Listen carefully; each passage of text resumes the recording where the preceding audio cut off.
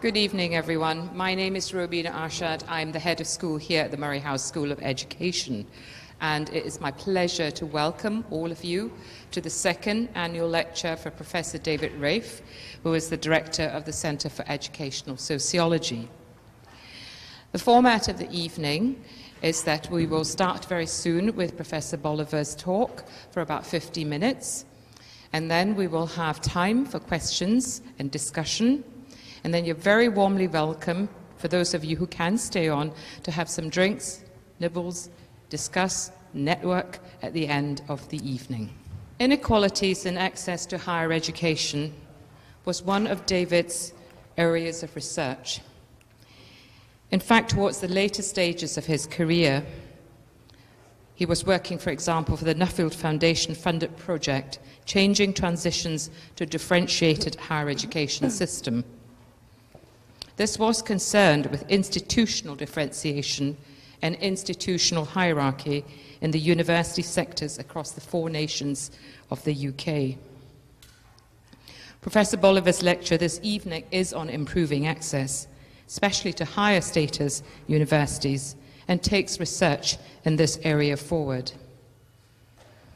I think you will raise very challenging questions for us, particularly in universities such as the University of Edinburgh. In the Murray House School of Education, we have a greater socio-economic diversity of students on our campus, possibly more so than in many other parts of the university.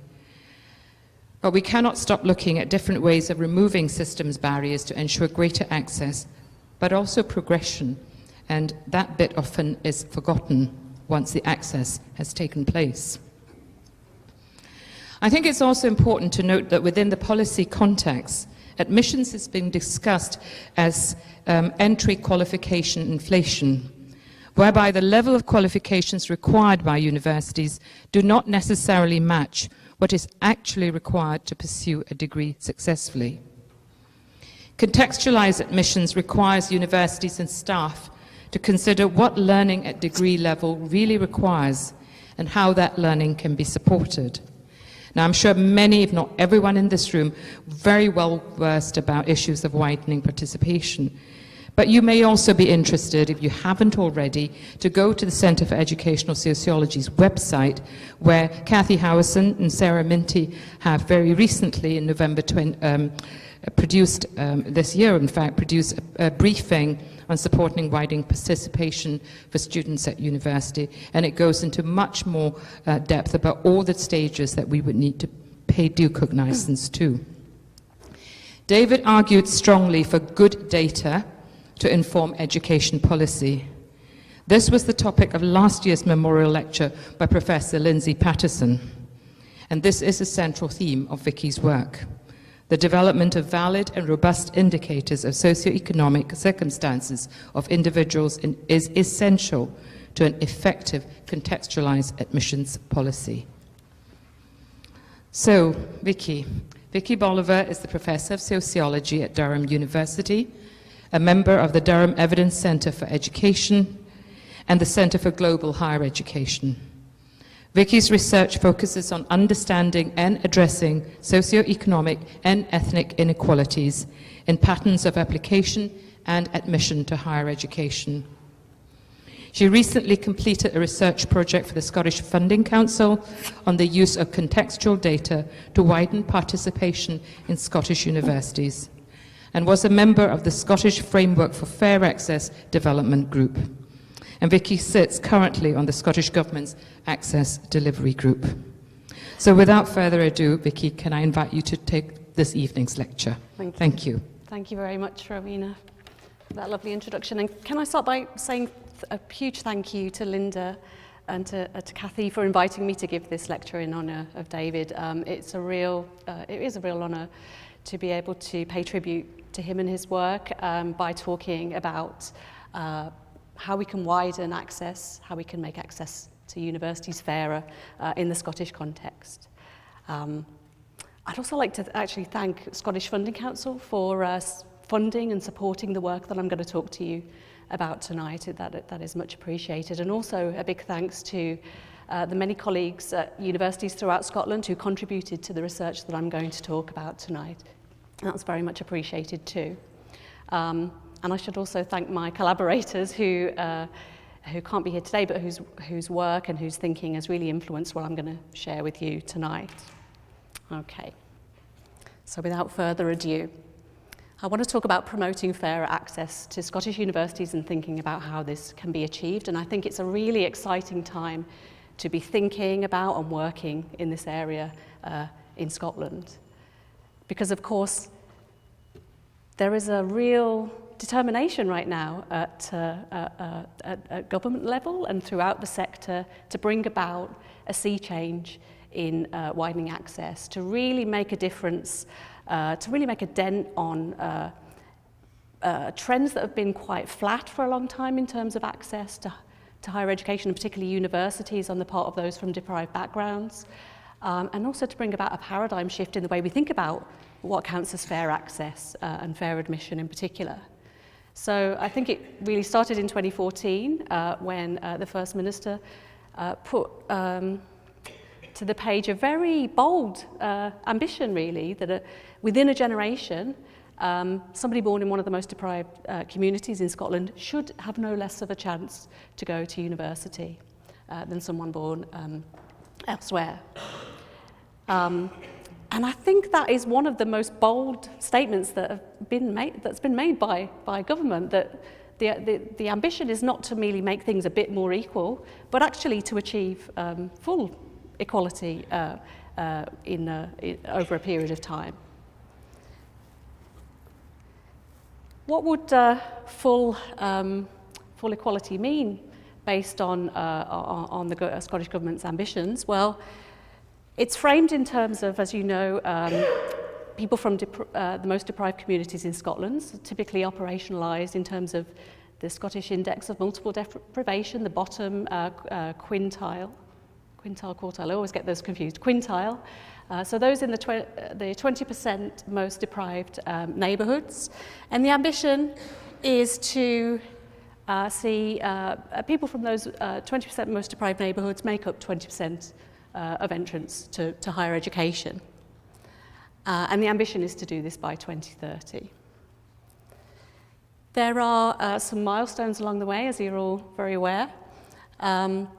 So the ambition is to get to 18% of entrance across the sector by 2026 to come from the 20% most deprived neighbourhoods, and just a few years away, 2021, to reach a figure of 16%.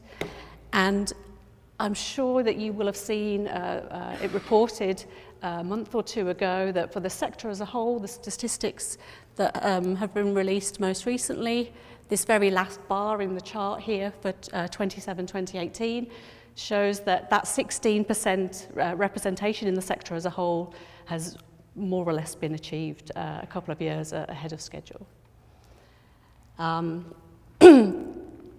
So things are looking quite positive, I would say. The breakdown of statistics for individual universities, we only have last year's figures to go on at the moment because the institutional breakdown won't appear until a couple of months' time. It will be published by SFC, I think, in May. So what I'm showing you here when I've broken it down by individual university are last year's figures. So things will look slightly different this year, but it gives you a sense of how much individual universities need to travel towards meeting these quite ambitious government targets. I hope this is helpful. I've colour-coded them red, amber, and green, so you can see very easily where different institutions sit in terms of reaching that sector-wide target of 20% representation. But there's also an institution-specific target, as you'll be aware, of new entrants to each university, to 10% to be from the 20% most deprived neighbourhoods, again by 2021. And what you can see is that there are clearly a couple of universities, 3 universities that have been historically doing the heavy lifting, if you like, as far as widening participation goes. There are quite a few universities that are in that amber situation where they've some time ago exceeded that 10% ambition for all universities by 2021, but are not quite at the 20% mark. And then there are a number of universities, some but not all of the most selective universities, and not all of the ones that are colour-coded red are the most selective either, but quite a number of universities that still have some way to go, at least on last year's figures, to meeting this 10% target set by government for 2021. Now, it's a bit of a shame that we don't have the most up-to-date figures, because I would like to know if there's been a big shift as we approach 2021. In lieu of those figures, we can look at data published by UCAS that tells us not about the entire populations of entrants to individual universities, but about people who are placed through UCAS at particular universities, and what percentage of those placed applicants in the most recent cycle of admissions were from SIMD 20 backgrounds. And I show you the figures here just for the ones that were colour-coded red in the previous graph. So the institutions that have, based on last year's figures, have yet to hit that 10% of entrants are from SIMD 20 backgrounds. And again, I think in many ways the picture is quite encouraging.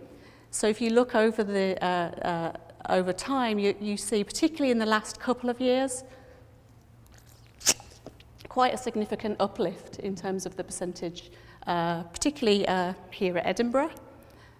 In terms of the UCAS admitted entrants, in the last year or two, it's jumped up above that 10% mark.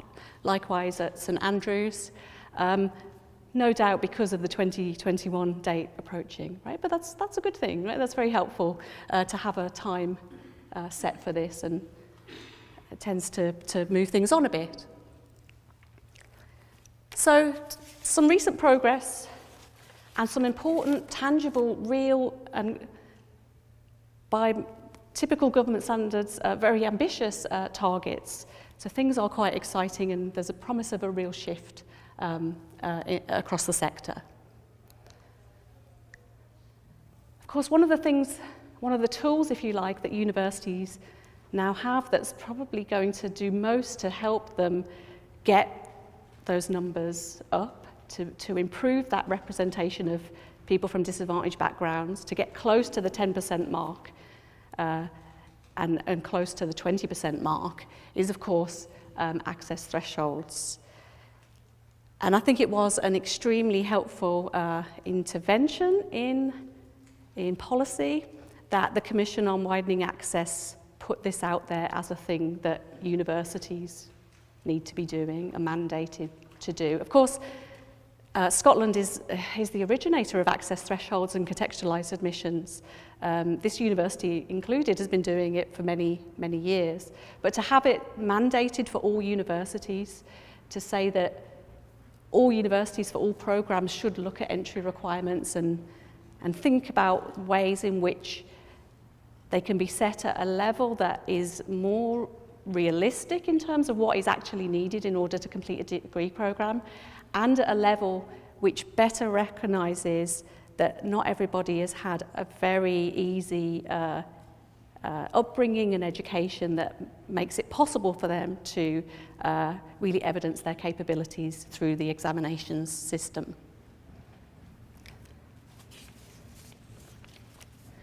So this, I think, has been a really important intervention, and potentially a big game changer in terms of the trends that we've seen historically on widening access. And as I mentioned before, in contributing to a kind of paradigm shift in terms of how we think about fairness and who should get to go to university, and in particular who should get to go to the most traditionally academically selective universities. And you'll all be aware that I think it's this calendar year anyway, around about now, all universities are beginning to publish their first set of access thresholds. Obviously, some universities have been publishing and using access thresholds for a long, long time, but this is the first year in which all Scottish universities have been publishing access thresholds for basically all of their programmes. And to give you a sense of what these look like, I've picked on Edinburgh, who are here. Might as well have a little look at what Edinburgh's doing for 2020 entry. And I've got Edinburgh Napier example as well, just for a contrast. I've picked out a programme fairly randomly, so this is for entry to an English degree. And you can see that Edinburgh, for example, is asking applicants who are not identified as disadvantaged to get 4 A's or 2 A's and 2 B's by the end of S5. But those who are identified as widening access students are being asked to get an A and 3 B's, so a couple of grades less, and they're being given longer to achieve that by the end of S6. Okay. A similar kind of pattern at Napier. As another example, standard entry requirements for an English degree, an A and 3 B's, but if you're identified as contextually disadvantaged, then the requirement is several grades lower, B, B, B, C. So all universities have these now for, well, I haven't done an exhaustive check, but for all programmes, I'm going to say, or at least most programmes, and have clearly embraced the requirement to create these access thresholds. Now, I want to show you some data from the project that we did for SFC that will show you, in case you're not already keenly aware, that there is actually a real need for these access thresholds if we're going to actually make any progress on widening access, especially to the most selective universities. And you'll see when I put this slide up that it's actually mathematically necessary to do this if we want to change the representation of disadvantaged students at universities generally, particularly the most selective ones. Okay, so what I want to show you is some data that we got through the Scottish Government Education Analytical Department, and it's data that's about, it takes the entire population of people in Scottish state schools at S4 in 2007 or 2008,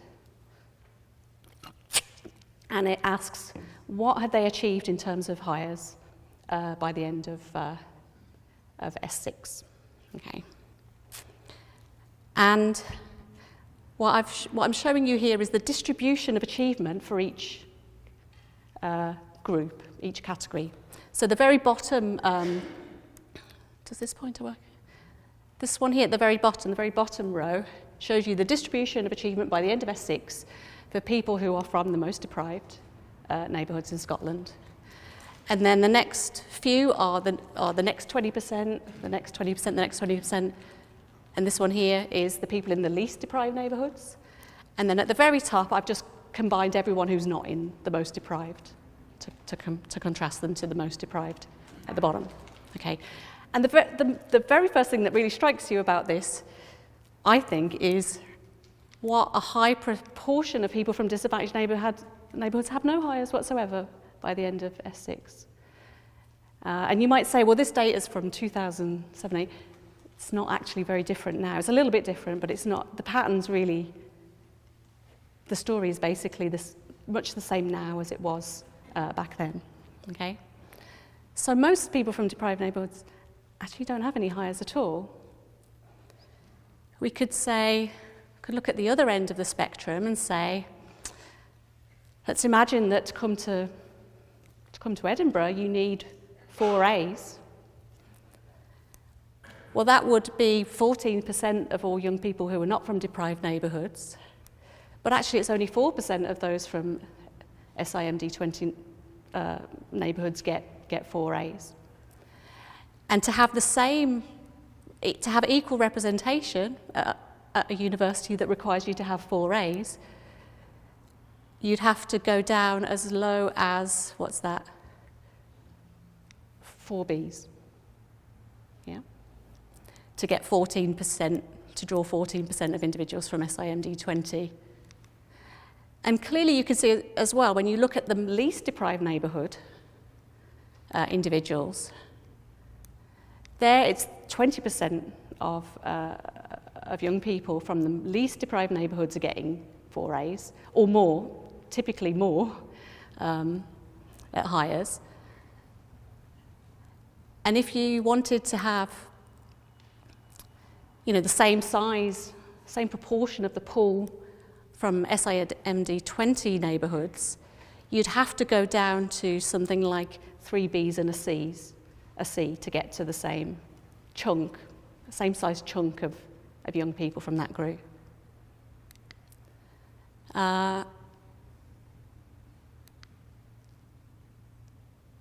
Let me remind myself what I was going to say. Oh yeah, okay. Likewise, if you wanted to say, okay, let's say you need 2 As and 2 Bs, which was the lower end, you recall, of what you need to study English here on the standard entry requirement. The equivalent for SIMD 20 individuals compared to people who are not SIMD 20 is more like Cs and Ds at hires. Yeah. The point I'm trying to make is that if you wanted equal representation of people from deprived neighbourhoods and not deprived neighbourhoods, you actually have to go really quite far down the grade distribution to find enough people to populate your lecture theatres. Or you have to massively favour any disadvantaged person you find who's got these high grades, admit them at much higher rates than you would their equivalents from the less advantaged backgrounds. So the point I'm making is that it's actually mathematically necessary if you want to reach these 10% targets in places like this, and if you want to reach 20% targets for the sector overall and in many institutions, it's mathematically necessary to have access thresholds, and probably to have access thresholds that are even more ambitious than the ones we've got now, even though I want to say I'm very, very pleased that we've got the ones that we have got now, and I think they are a major step forward. They might not be quite enough, though. Are you with me so far? Yeah? You're with me? Okay, all right. Now, this is couched in terms of SIMD 20. I want to just highlight something now, and I'll return to it later about area level measures, which is that the SIMD 20 measure is about people who live in an area that is deprived. It doesn't necessarily capture the most deprived individuals. So I want to show you how things look if we're talking specifically about people who were in receipt of free school meals when they were at the end of their secondary schooling. And basically, what is really clear is that the proportion of free school meal young people who don't have any hires is even bigger than is the case for people from SIMD 20 backgrounds. And to get an equivalent sized pool of applicants with, let's say, this pointer doesn't work very well, let's say with 3 A's and a B, you'd have to start to go into the territory of free school meal kids who only have 1 hire or 2 hires, and maybe not very good grades in those hires either, to have the same proportionate size pool. Okay, I'll come back to that issue later. Okay. So I think the data shows really clearly that it's mathematically necessary to have access thresholds if anything's going to change in terms of representation of disadvantaged students. But I think one thing that the Commission on Widening Access did really well was begin to make the ethical case for access thresholds as well, and try really kind of shift the thinking around what counts as fair admission. So I want to talk about that briefly. And I want to start by really thinking about the fairness of access thresholds and lower entry requirements for disadvantaged applicants by contrasting it with, let me put my microphone back on first. by contrasting it with, if you like, traditional ways of thinking about fair admissions and what counts as an appropriate way to select people for higher education. So if you think about the way we've done things historically in terms of admission criteria and practices, formally at least there's been a sense of equality of opportunity. There are no formal barriers to someone coming to Edinburgh University. Anyone, regardless of their social background, their demographic characteristics, can come here. What they need to have, though, are historically very high grades to be among the top performers nationally at hires or advanced hires. And the selection process is one of a kind of traditional meritocracy. The idea being that the people who get places at this university are people who have shown that they merit them, shown that they deserve those places, and are deemed to be the most likely to benefit and best placed to benefit from those university places. And the fairness claims to the traditional model of admissions come from a school of thought about justice and equity that's more along the lines of procedural justice, that the system is fair because we treat everyone the same, because we require everybody to have these grades and we assess everybody in the exact same way. So with my sunflower analogy, it might be saying, we're going to measure the height of all of these sunflowers using the same tape measure, and we're going to require them all to be 6 foot tall, regardless of the pot that they're in and the nutrients in that pot, and regardless of how often that pot was watered. So procedural justice was key, I think, to the traditional way of doing things. What I think the access thresholds idea has introduced is a recognition that formal equality of opportunity isn't equality of opportunity if you live in a society that is unequal, right? It can't be. It's not possible to actually follow through on the promise of equality of opportunity if there's not a level playing field, if there are persistent socioeconomic inequalities in wider society that prevent people from realising their potential, prevent people just due to circumstances of birth, depending on the family and the community that you were born into.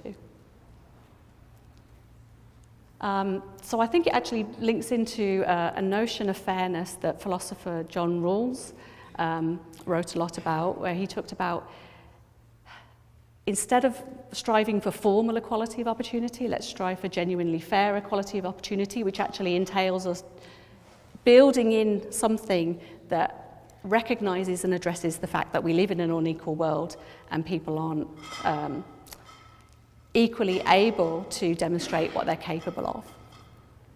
So what access thresholds does is it involves selecting on potential, or what you might call calibrated merit. So we're not doing away with the idea of meritocracy entirely. We're still saying it's relevant what you've studied before and it's relevant what you've achieved before to think about progression to university, but we're calibrating this merit now rather than saying, here's the bar, everyone jump over it. And the calibration is thinking about not just how well people have achieved nationally compared to the national picture, but considering their circumstances, so how well someone's fared educationally compared to people in the same circumstances as them, with the same opportunities, the same barriers. And so here we're talking about a different kind of justice, right? We're not talking about procedural justice, everyone's treated the same, therefore it's fair. We're talking about distributive justice. We're talking about working back from a fair distribution of resources, in this case, the scarce resource of a university education, and building in a process that is geared towards achieving a fairer distribution of that resource at the end of the day.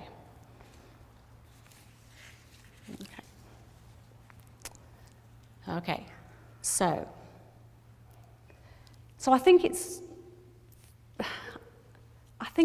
quite possible to make quite a convincing case that access thresholds are needed statistically for anything to change, and that they are highly compatible with a notion of genuinely fair equality of opportunity and distributive justice. There will, of course, always be a question and concern, however, about whether how low access thresholds can go without risking setting a lot of students up to fail. And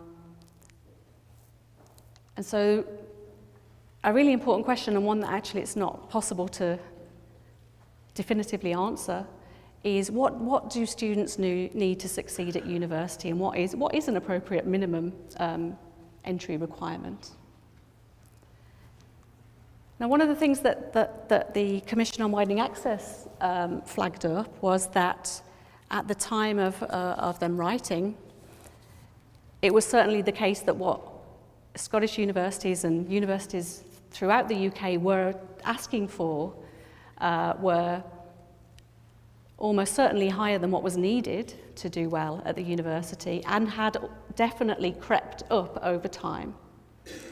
So I'm showing you here some data for the whole of the UK, but the pattern for Scotland is the same as for the UK, and it shows you it's in UCAS points, but what students came in with in terms of UCAS points to universities. Each dot is a university in 2006 compared to 2015, and you'll see that the dots for 2015, the red dots in every case, are higher, quite substantially higher than 10 years previously. And what that's telling us is that people were coming in with rather more in terms of prior qualifications this decade than they were a decade previously. And that's not due to grade inflation. It's not that Highers and A-level grades, people have been performing much better over time, and that's why they're coming in with more. It's because universities during that period had lots of applicants and were able to fix the price of admission accordingly, I suppose, right? If you've got lots of people applying, if you've got lots of demand for your product, you can raise your price. And as the Commission pointed out, lots of universities did that partly for pragmatic reasons, because the demand for places was so overwhelming. One of the easiest ways to reduce that administrative burden of processing so many applications is to put your grades up, and then you get fewer applications. It's also disastrous for widening access.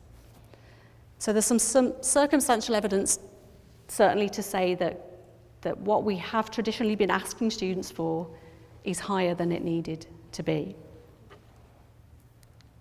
We can also look at some historic data on the relationship between the hires that students have come into Scottish universities with, and how that relates to their success in higher education.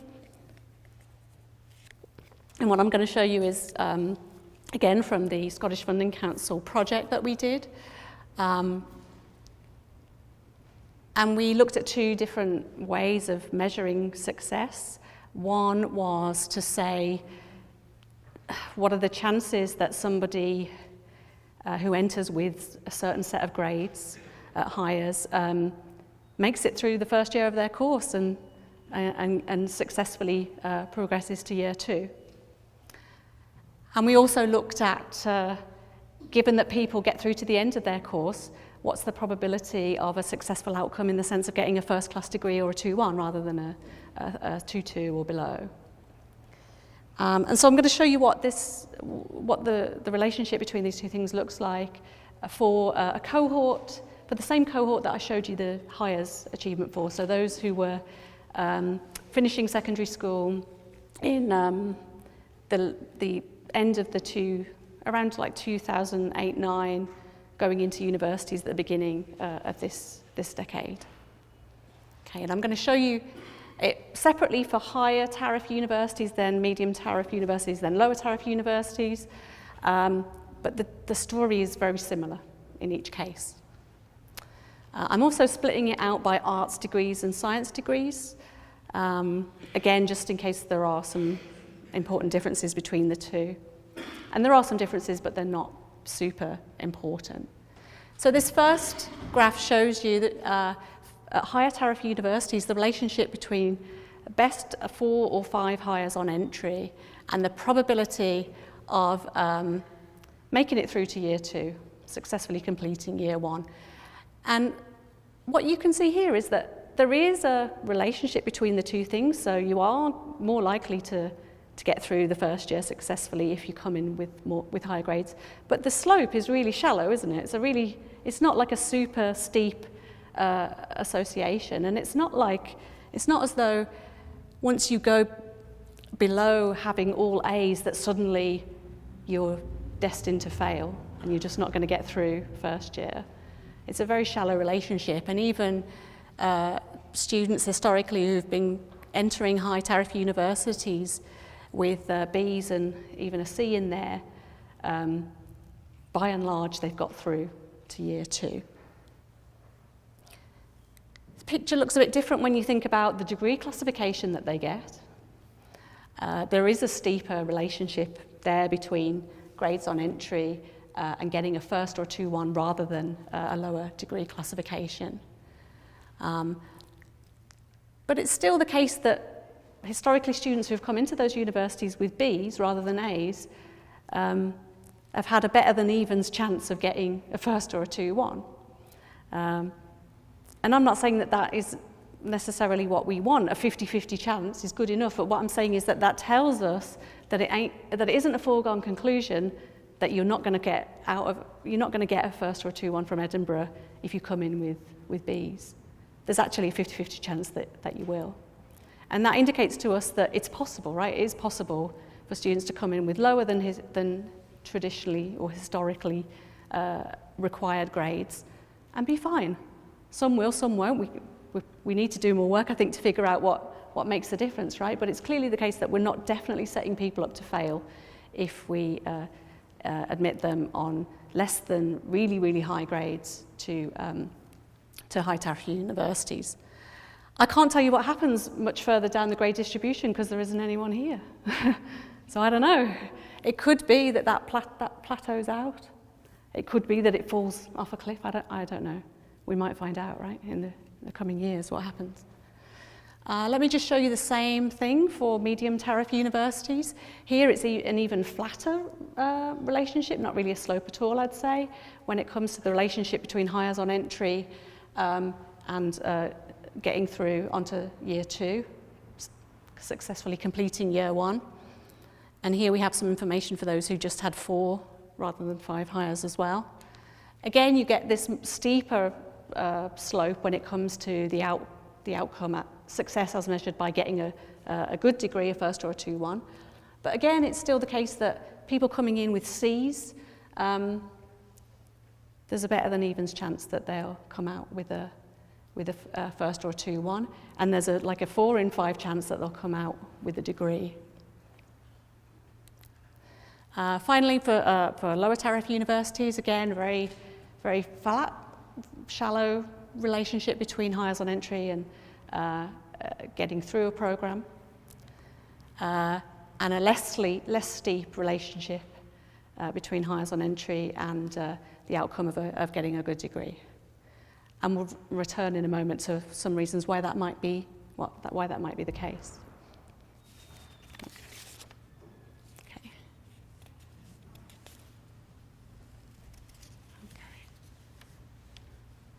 So I think one thing that has perhaps yet to be grappled with, and really will need to be grappled with, is that if students, contextually disadvantaged students, are going to be coming into Scottish universities in increasing numbers with lower entry requirements than has historically been the case, then we're really going to have to think much more carefully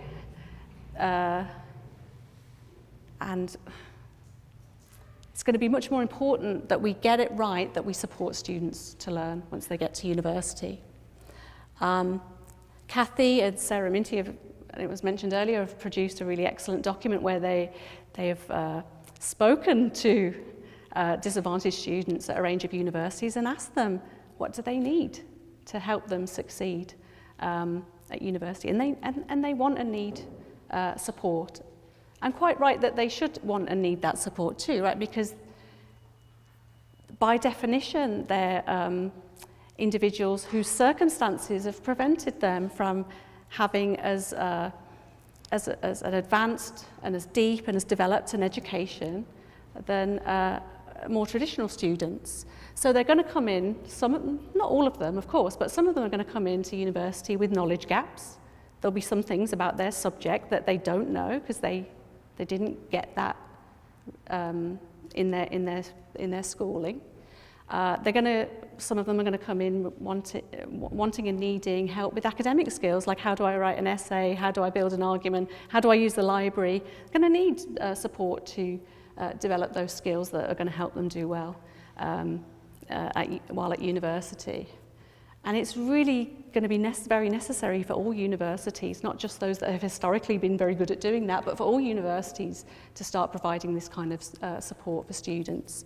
And there are lots of examples of good practice already in the sector of pre-entry programs, the national SHEP scheme, and then institution-specific programs like the top-up program at Glasgow, for example, pre-entry programs that are working with students to help them develop those academic skills and help them fill those subject knowledge gaps prior to starting their degree program.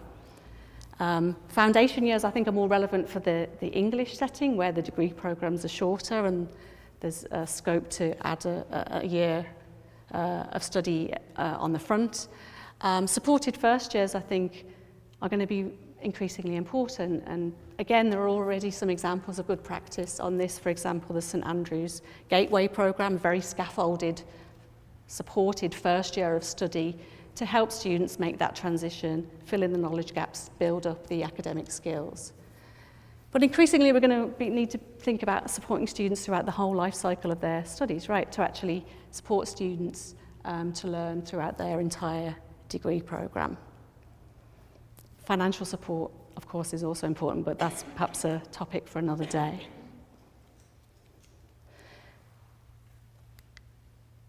Now, I want to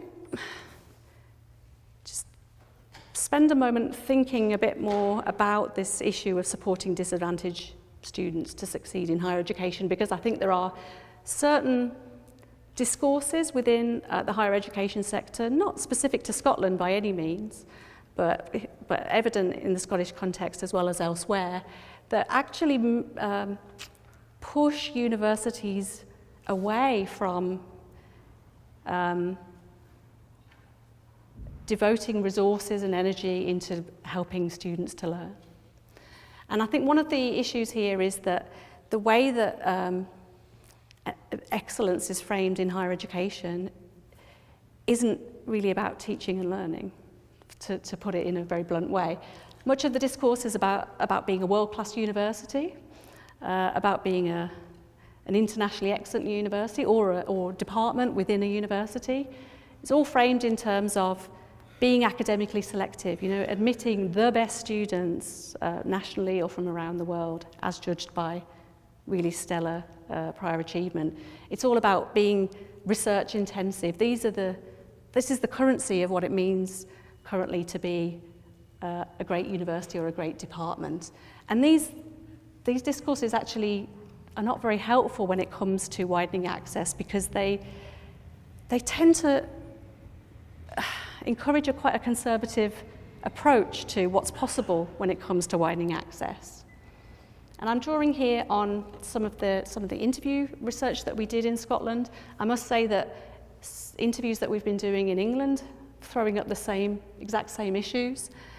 And one of the issues that we came across, and I should say this was interviews conducted in 2015-16, so it's before access thresholds were announced as a policy. One of the things we found was that there's a lot of enthusiasm at that time in Scottish universities for widening participation, but there was a real focus at that time still on a very narrow proportion of the pool of disadvantaged young people.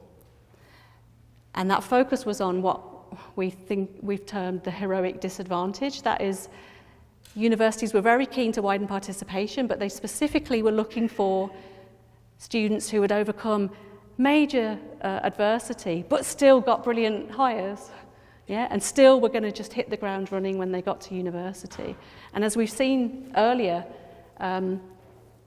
the heroic disadvantage, there aren't very many of them, right? There aren't very many people who are from genuinely disadvantaged backgrounds who get all A's at Highers. There are just very few and far between. But there has historically, I think this has changed a lot actually since we did the research, but at the time there was very much a focus on it's the heroic disadvantage that we're looking for, and they're the people that we want to admit. And related to this, I think, was a hesitancy often about admitting students who were unlike the typical student being someone who you could admit them and you actually didn't need to worry about whether they would successfully pass through the programme. You didn't need to worry about whether they'd get a first or a 2-1 at the end. They were going to get one clearly because look how well they'd done at the point of entry. And there was a genuine concern about admitting students for whom that was not guaranteed. And I think it was, to be fair, a realisation that in many universities and in many departments, particularly the highly selecting ones, there hasn't been a culture of thinking about what do we need to do to help people who need a bit of support to get there. Yeah, there's been a long history, I guess, of teaching students who kind of don't really need teaching, who are going to be fine. If you just point them in the direction of the library and put on some lectures, they're going to be fine. And a recognition, I think, that currently we're not set up actually to serve students who are going to need us to go that extra mile as educators. Okay. As I say, I'm an optimist. I think that's changed a lot actually in a few short years, and I think there is a recognition and a willingness across the sector to say, yeah, we need to put on this support for students to learn and not assume that it's a sink or swim kind of scenario. Okay. All right, I've got a few minutes left. Okay. So, I want to just spend 5 minutes or so returning to the issue of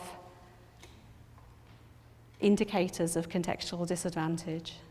I mentioned earlier that the targets are all set in terms of SIMD. That is a bit problematic for reasons that you'll already be aware of, I'm sure, but I'll rehearse them with you anyway. Okay. So when we use SIMD and SIMD 20 to say this is what a disadvantaged person is, and this is how we measure whether someone is entitled, say, to a reduced offer. This is how we measure progress across the sector on widening participation. We're doing something quite risky there because, of course, people who live in disadvantaged areas are not necessarily all disadvantaged. And likewise, disadvantaged areas don't capture the entire population of disadvantaged people. There are disadvantaged people who don't live in SIMD 20 postcodes. Yeah? And I think we're all aware of this, but we use SIMD 20 because government tells us to, but also because it's a very readily available measure, right? It's postcode based, and we say postcodes are really reliable, aren't they? Because we can ask someone to show their gas bill to prove that they really live there. It's just easy information to get hold of. It's very reliable. Problem is it's just not very valid necessarily. Doesn't necessarily tell us about the characteristics of individuals. And one of the things we need to worry about if we're using actually any area level measure rather than one that's about an individual to decide whether someone's disadvantaged or not is this issue of false negatives. That's where our indicator tells us that somebody isn't disadvantaged, but actually they are. So an example would be, let's take people who are in receipt of free school meals. We know for sure that people who are in receipt of free school meals are disadvantaged, right? We know that because you have to meet some eligibility requirements to in terms of your family income and receipt of certain welfare benefits in order to get free school meals. It's an official piece of information about individuals that we don't have to ask them to supply that. We can get it from official records.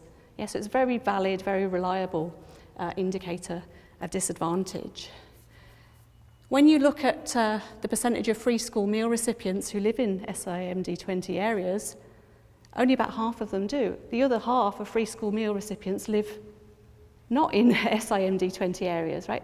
So if we use SIMD 20 to decide who's entitled to the access threshold, half of people we definitely know should be entitled to this are not going to be in the frame. And I think, to be fair, universities are increasingly aware of this and are not necessarily using SIMD 20 to determine who gets these access thresholds, but nonetheless, obviously, government is still requiring you to measure your progress, at least partly, in terms of SIMD 20, and that's problematic. I think people are very well aware of the false negatives issue, but there's another issue, which is the possible false positives issue. False positives are where an indicator that you're using tells you that someone's disadvantaged, but they're actually not. Yeah. So the second graph shows you what percentage of the people who live in our data set who live in SIMD 20 zones were receiving free school meals. A quarter of them were. They are true positives, yeah? They're people that our SIMD 20 indicator has told us are disadvantaged, and they are. The other 75% I've put in amber rather than red because they're not necessarily not disadvantaged, but they might. We don't know, right? Some of them will be, some of them won't be. Maybe a good, maybe that would take us up to 75% are disadvantaged. They're people who live in deprived neighbourhoods. They're not free school meals recipients or even eligible, but they're not on high incomes. They're still on low incomes, just above the threshold, say, for eligibility.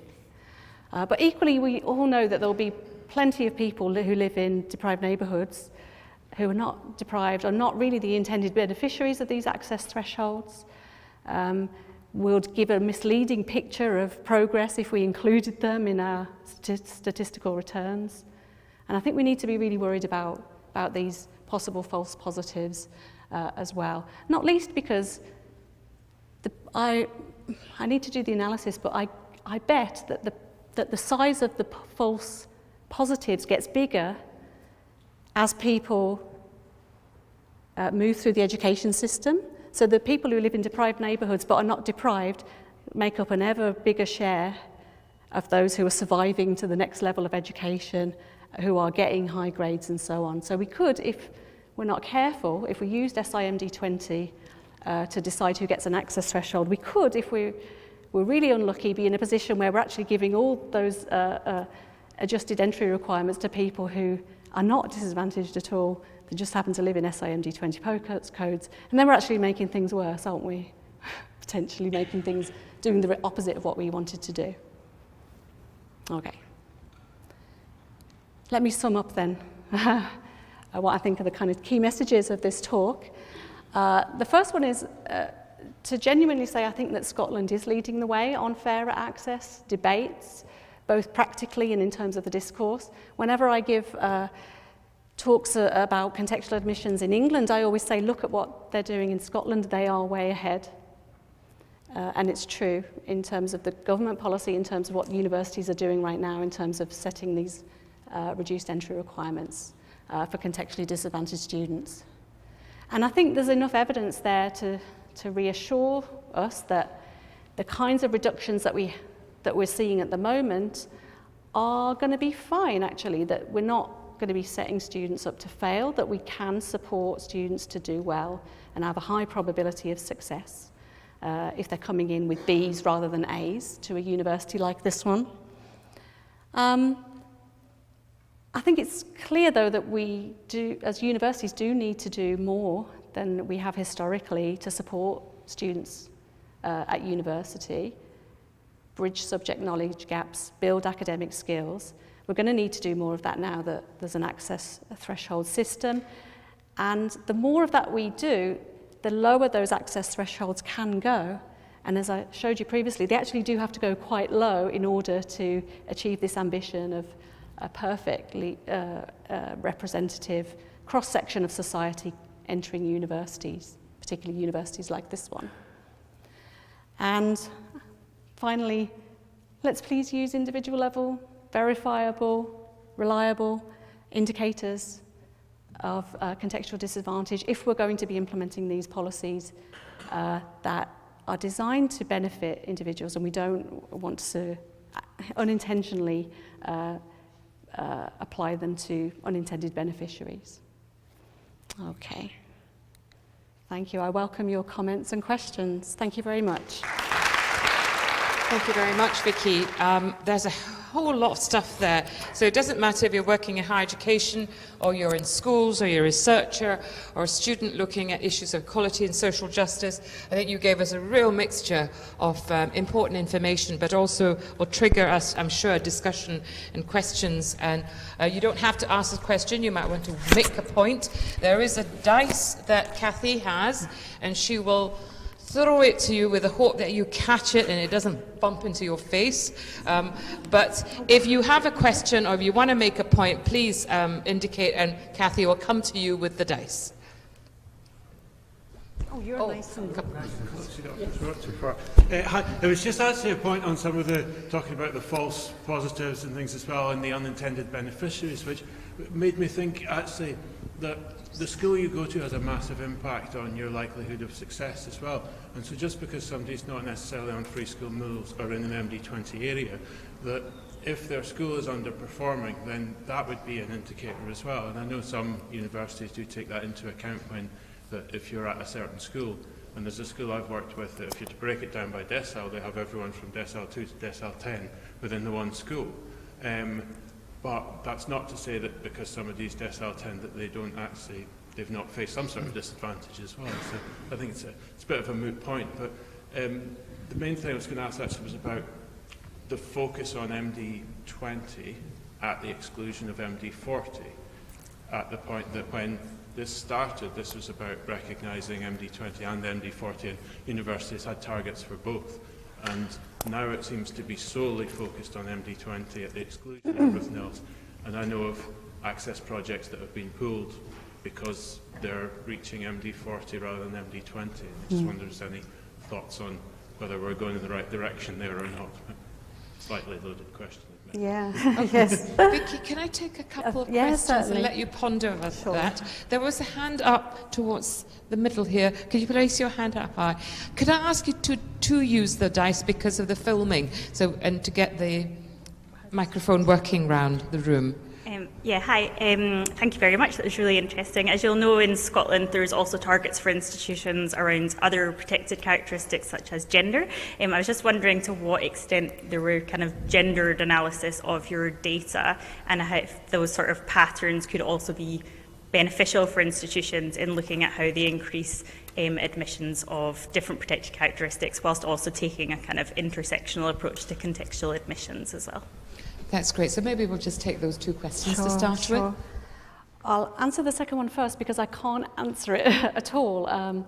So we've done nothing to look at the interaction with gender, and I'm not a specialist on gender issues, but clearly that would be an important line to follow next to see how the two intersect. So sorry, I can't speak to that at all.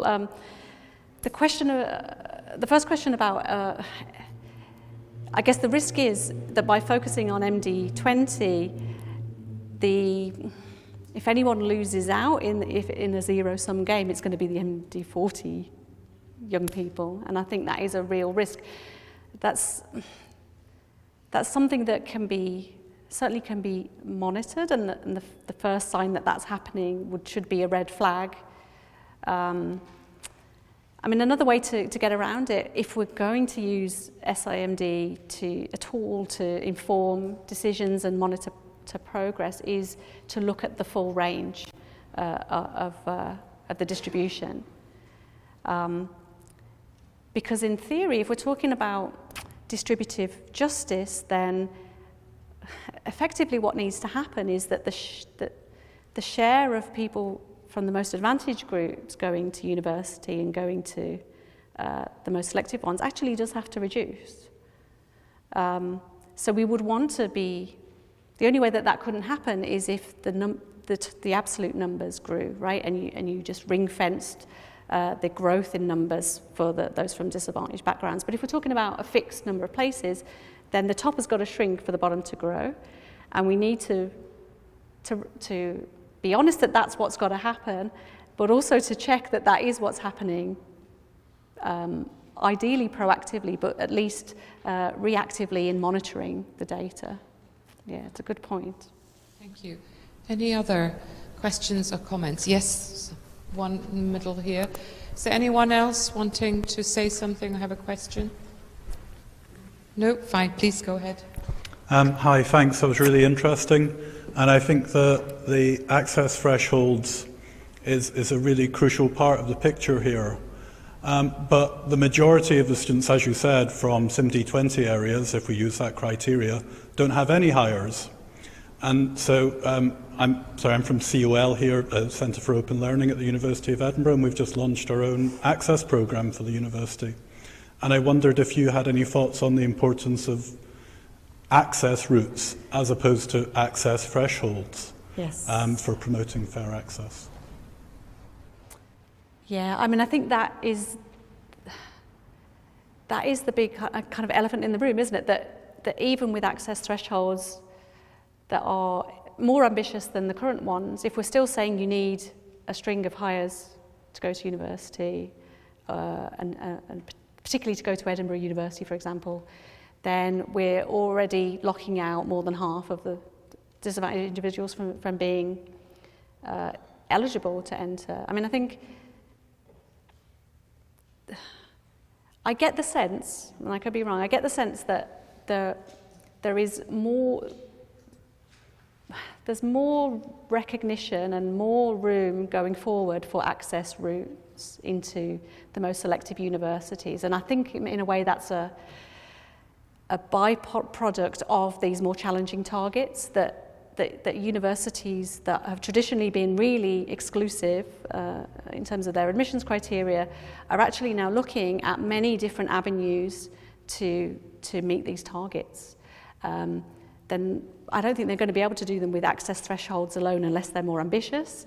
I think they will need to, and there is evidence that they are increasingly looking at, articulation, partnerships, other kinds of qualification routes, adult returners and so on. So yeah, I think that absolutely needs to be part of the picture. And my sense is that the appetite for non-traditional routes on the part of admissions teams in the most selective universities is opening up. I think so. But my husband always tells me that I'm an overly positive person and too optimistic about things. So I could be wrong, but that's the sense I get. Thank you. Yes, please. Thank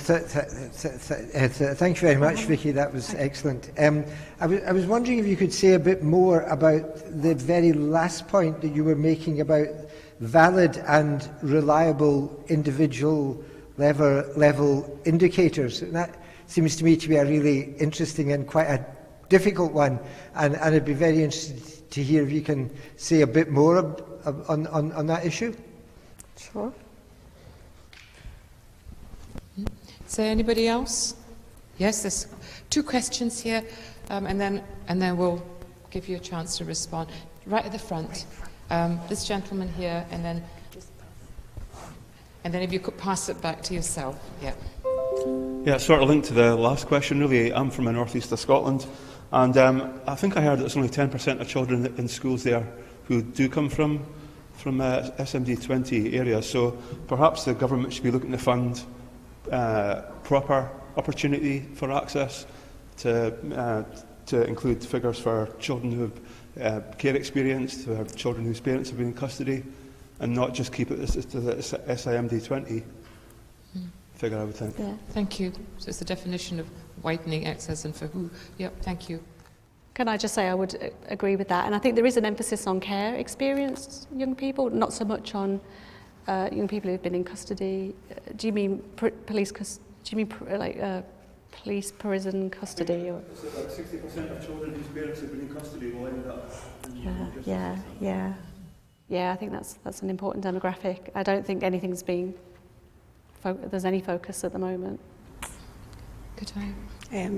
I think in many ways it's much too late to identify the problem by the time people are wanting to go through or shoehorn towards university.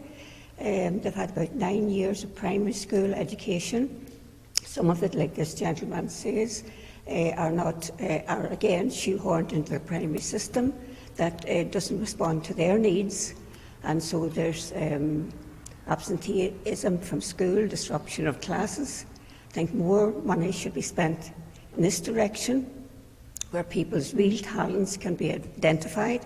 There's no other system but a primary school system that doesn't identify these people. It's dreadful for the teachers.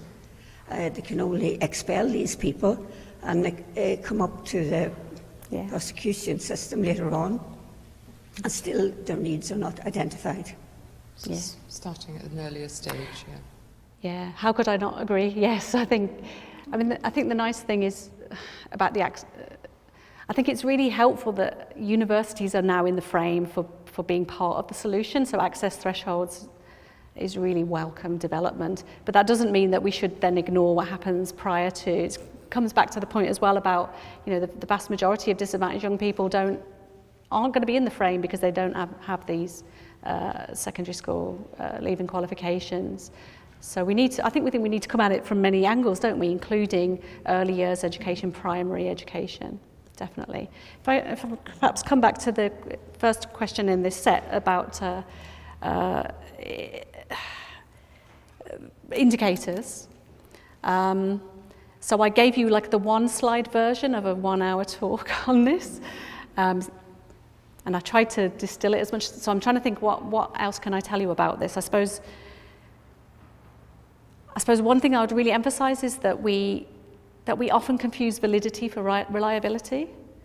So just because something measures something consistently doesn't mean it's measuring what we want it to. So it can be reliable but not valid. And I think that is the issue with any indicator that is not individual level, that even if it's about a school, it's still problematic because it's not about that individual. And we need information we do need it to be both valid and reliable. We often can't rely on self-reports of individual level characteristics. We want something that is officially verified, which is why I often gravitate to free school meals as an indicator. I'm not saying it's the only indicator or even the most important one. I'm saying it's a really good one to use because it's about the individual. It's valid. We know these people are disadvantaged. And it's reliable because it's information that's coming from official sources rather than someone just saying that they're this or that. But it's inadequate on its own. I absolutely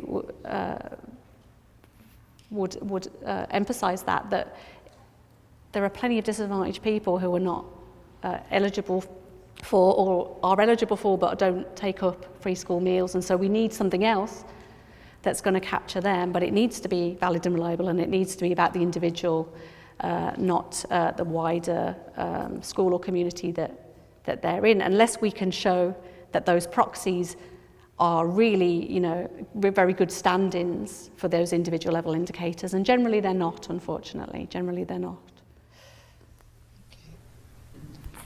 Yes, there's a question over there, and one back there.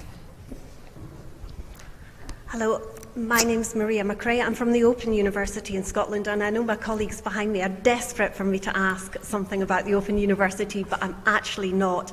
I want to ask about your data and just a little bit about, one of your earlier slides where you showed people with lower grades doing as well or almost as well as people with higher grades on entry.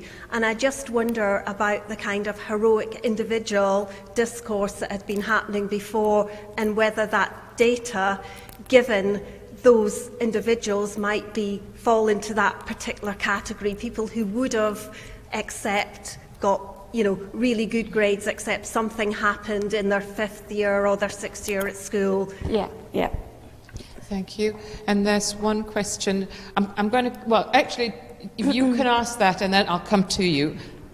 Actually, before you do that, Lynn, I was actually going to tag on to yours, because my question was along that slide, and thinking about, when you've presented this data to university senior leaders, what's been the response to that, because that's actually quite an important slide, and whether there was any discussion about dropout rates as well. So, thank you. Lynn?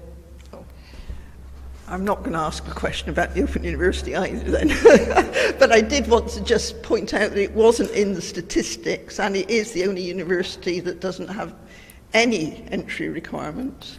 So it obviously is playing a very important role in widening access. I just wanted to mention the point that you said in passing about the problematic that we have in Scotland, which is that clearly expanding the numbers going to university is a very good way of widening access. But we can't do that in Scotland because we have free places, which obviously limits the numbers of people that can attend university. And I think we've got an additional problem in Scotland with the SMID rate because of the rural areas. So I look at the Highlands and Islands, 9%, but yet that's because it's a rural area and it has very low entry qualifications, and it does do a lot of widening access in terms of those other measures that you mentioned. Thank you, and I'll take a final one and we'll have the suite of responses to those. And that's probably the final set of questions that we'll take for the evening. So I'm sorry, if you haven't had your hand up, you've missed your chance.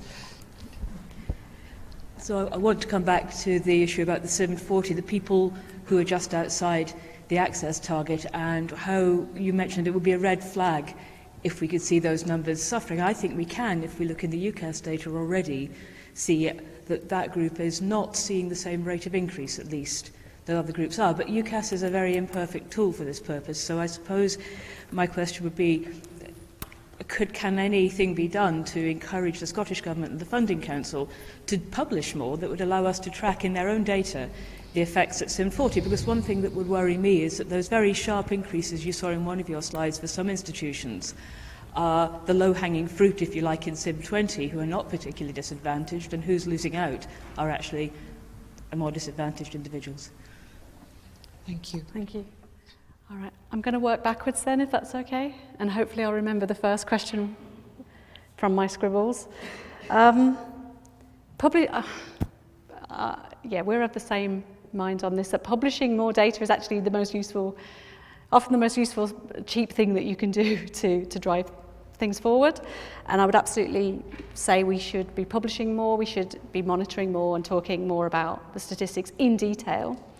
In looking at that UCAS data, I agree that you don't see as much progress for the second quintile, but you don't see them being harmed, right? And that, to me, was what I was worried about. I thought, actually, we're going to see it be entirely at the expense of that second quintile, that the growth at Edinburgh and St Andrews in quintile 1 is going to be the middle, but it's not. It's actually towards the top where it's shrinking. That's partly because it's mainly the top quintile that makes up the body of students, right? So it kind of maybe has to come from there. So I wasn't really alarmed by the UCAS statistics, but I agree we're not seeing the growth there that we're seeing for the bottom quintile, and that is a problem in and of itself, I guess. The question of not being able to expand numbers to solve this problem. See, I'm not really worried about that personally, because I think the ethical point is that it would not be unfair to keep numbers fixed and change the chances of entry for people from different social backgrounds. It wouldn't. There's historically been a feeling that it's at the expense of advantaged students, or it's unfair to advantaged students to have lower entry requirements for disadvantaged students. It's unfair to the advantaged group. And I think it's not. I think it's restorative. I think it's a restorative thing. It's actually correcting an unfair advantage that advantaged students have had for a very long time.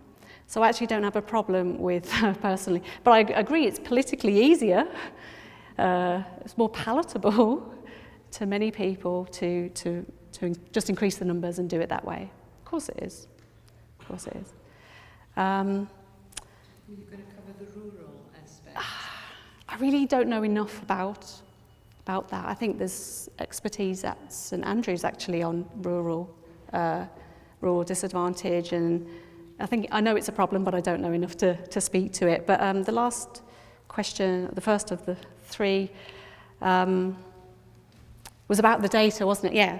And I absolutely agree that you cannot know anything about the future from the past, for sure, can you? I might present this and say, so this shows that it's all going to be fine. But we don't know that because, as you say, that this is a very different context where people coming into, certainly to the higher tariff universities on Bs and Cs, they were not coming in on access thresholds. They're not necessarily disadvantaged individuals either. They may well be people who's, had a tragedy the night before the exams or something, and so they didn't do as well. So we actually, although it looks like hard evidence, doesn't it? It's not, and we have to kind of suck it and see. But take heart from maybe from the example of the Open University, that if you work really hard at educating people, they can do really well, having come in on very little. Maybe I'll stop there. That's a good note to end on, I think, isn't it? Thank you very much. I think your key principles about reminding us of the types, what models of justice we want, in fact, is the underpinning thing that actually then allows us to build the strategies that we develop. But I think your point also was, was there a heroic, does the heroic person make it at the risk of everyone else? And so there's a whole host of stuff, as I said, and there are colleagues in this room who are from universities, from admissions teams, etc. So I think a little bit of something for all of us, but certainly the idea of a far more granular, individual, contextualized admission is the nut I think we still have to crack in order to be able to take forward, I think, the kinds of things you're talking about the specificness of individual students, but also the rurality, additionality element. But Vikki, thank you very much for stimulating this debate and discussion. Can we show our appreciation of Vikki with putting our hands together?